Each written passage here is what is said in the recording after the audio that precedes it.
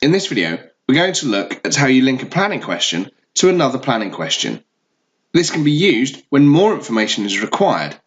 It's like creating your own logic within the planning questions. If we look at a planning question, we can see one here that says chemo. If we drop this down, we can see there are two answers, no and yes. If we click yes, more information may be required. So the box pops up and we can add the information.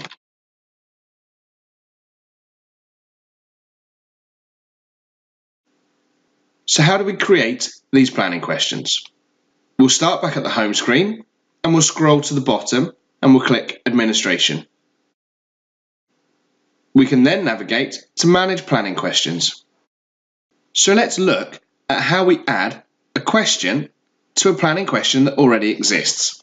In this example, I'm going to scroll to the bottom of the page and use the PEG question that already exists. If we look at this PEG question, and again we scroll to the bottom of the page, we can see that it is associated to a generic head and neck protocol. We can also see that the answers to this question are yes or no. So let's create a question based on the answer yes.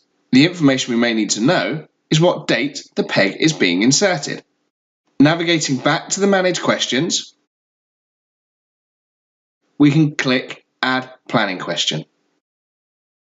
Here we can then choose the question type as a date. We can allocate it to the head and neck planning section. And in the question text, we can say date of PEG.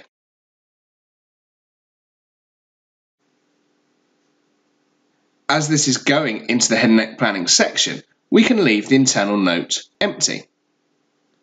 We don't want a default date. We do want the question to be required.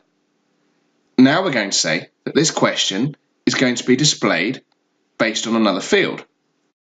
So first of all, we click yes. And the field that we wish it to be based upon is going to be the PEG question. Dropping this list down, we can scroll through until we find the PEG question. We can select that. Once selected, we can then choose which of the options we want this question to pop up on, yes or no. In this example, we're going to click yes.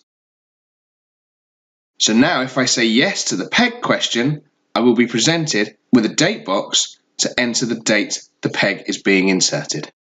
So now that question is saved, let's look at it in a real-life example. Here then is a referral with that question. If we select yes to the PEG question, we can see that the date box then appears. We can click on the calendar and we can say when that PEG is happening. By way of an example, if we were to click no, no box would appear. This is in keeping with the rest of Casper, where users are only presented with information that is relevant to the work that they are carrying out. Thank you for watching.